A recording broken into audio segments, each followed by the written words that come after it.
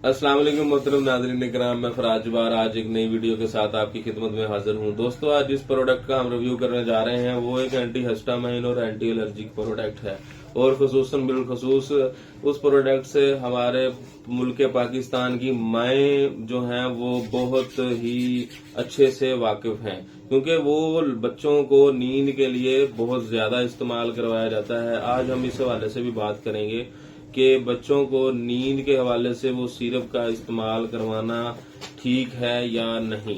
ये प्रोडक्ट जो है ये आप देख लें, इसका नाम है फिनरगन।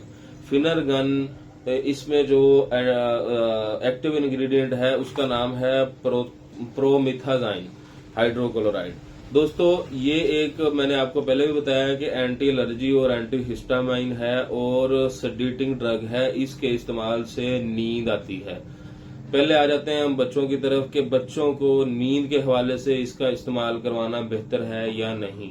दोस्तों, जो न्यू बोर्न बेबी हैं उनको रूटीन ऐसी होती है कि वो दिन में सोते हैं और रात को जागते हैं, जिस वजह से माएँ जो हैं वो रात को उनके जागने की वजह से माओं को भी जागना पड़ता है और उनकी मामला जो है वो तबीयत नासाज हो जाती है सुबह के टाइम में, तो वो उसको सुलाने के लिए बच्चे को इसका इस्तेमाल करवाती हैं। ये इसका इस्तेमाल आपके बच्चे की मेंटली ग्रोथ और फिजिकली ग्रोथ पर बुरे असरात डालता है, लिहाजा इसका इस्तेमाल आप बिल्कुल ना करवाएं बच्चे को नींद के हवाले से। और सेकंड बात जो है कि 2 साल से कम उम्र का जो बच्चा है उसमें भी इसका इस्तेमाल आप हरगिज ना करवाएं। अब आते हैं कि इस सिरप को हम इस्तेमाल किन कंडीशन में कर सकते हैं। आपको स्किन पर, जिल्द पर किसी किस्म की एलर्जी हो गई है, दाने बन रहे हैं, तो आप इसका इस्तेमाल कर सकते हैं। इसके अलावा दोस्तों, आपको मौसमी हालात की, मौसम की वजह से छींकें आ रही हैं, नाक में से पानी बह रहा है, नज़ला जुकाम हो गया है या आंखों में से पानी बह रहा है, तो आप इसका इस्तेमाल कर सकते हैं। इसके अलावा किसी इंसेक्ट बाइट, किसी कीड़े के काटने की वजह से आपको एलर्जी हो गई है या कुछ जो है मेडिसिन के साइड इफेक्ट की वजह से आपको एलर्जी हो गई है, आपके दाने बनना शुरू हो गए हैं, जिस्म रेड होना शुरू हो गया है, खारिश हो रही है, तो आप इसका इस्तेमाल कर सकते हैं। सफर के दौरान उल्टी के लिए, उल्टी से रोकने के लिए, उल्टी जो सफर के दौरान लोगों को आती है उसको रोकने के लिए भी इसका इस्तेमाल करवाया जाता है। कुछ पहले वक्तों में लेडी डॉक्टर हजरात जो प्रेग्नेंट खवातीन होती थी उनमें उल्टी और मतली की कैफियत को रोकने के लिए भी फिनरगन का इस्तेमाल करवाती थी, और अब लेकिन इसका इस्तेमाल बहुत इस हवाले से कम हो गया है, क्योंकि इसकी बहुत आगे बहुत सी अल्टरनेट और बेहतर अल्टरनेट मार्केट में अवेलेबल हैं।